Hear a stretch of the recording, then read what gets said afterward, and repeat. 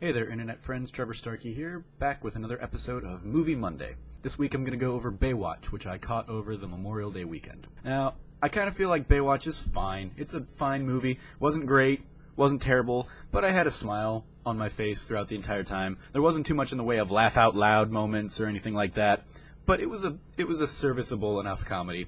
Probably not anything you need to go see in movie theaters. You can probably wait until it's, on DVD or on demand or whenever. But it was fun.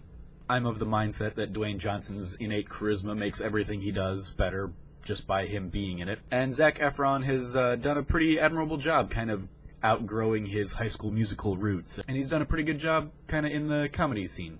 As with most comedies, this is definitely going to play better or worse to you based on your tastes. I was actually a little surprised in a franchise built around kind of the hypersexualization of its female cast members that a lot of Baywatch mines humor from its male cast members, and they go to the well of the dick jokes quite a bit. I think Dwayne Johnson and Zac Efron served their roles fine. Efron's playing kind of the cocky Olympian gold medalist who kind of stays by his own side. He doesn't work on a team, whereas Johnson is playing Mitch Buchanan, the head of the lifeguard team of Baywatch, and is all about his team. Priyanka Chopra is playing Victoria Leeds, who is the movie's villain, and she's another standout in that she kind of adds a little bit something to every scene she's in. She's playing a very confident, self-assured woman who realizes that she's basically en route to being a Bond villain, but she kind of steers right into it. The less fit but guy with a lot of heart, Ronnie,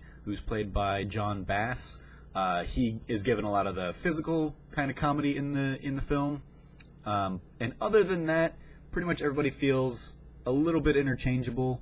They all kind of have their moments to shine, but nobody else is a real standout in the... So apart from remembering that there was a Baywatch stunt show at SeaWorld, I have almost no connection to the franchise. I don't even remember kind of going through that phase when I was growing up where I would watch it just for the pretty women.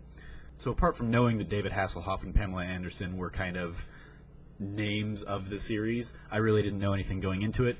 Doing a little bit of research kind of after the fact, I realized that it seems like that's kind of the audience they are expecting for this, not die-hard Baywatch fans, but they throw in little nods to the past series. Many of the characters are basically named after characters from the old series, which ends up causing a little bit of kind of confusion within their own little internal universe, because it seems in the obligatory cameos that you have from Hasselhoff and Pam Anderson, and that's not a spoiler because they're just blasted up there in the opening credits of the film, but it seems like they're playing their own characters from the original. So you have David Hasselhoff's Mitch Buchanan and The Rock's Mitch Buchanan, and then you also have two C.J. Parkers, Pamela Anderson's and the new one in this film. So honestly, those cameos really do kind of feel obligatory. They don't really add much to the film. They're just kind of like yeah, they were in that thing, and they got the call to come be in this thing. Cool. So those are my thoughts on Baywatch. Kind of a middle-of-the-road comedy. Not great, but not terrible. Probably not something you need to see in theaters, but a fun enough time if you do. Let me know what you thought of Baywatch in the comments below.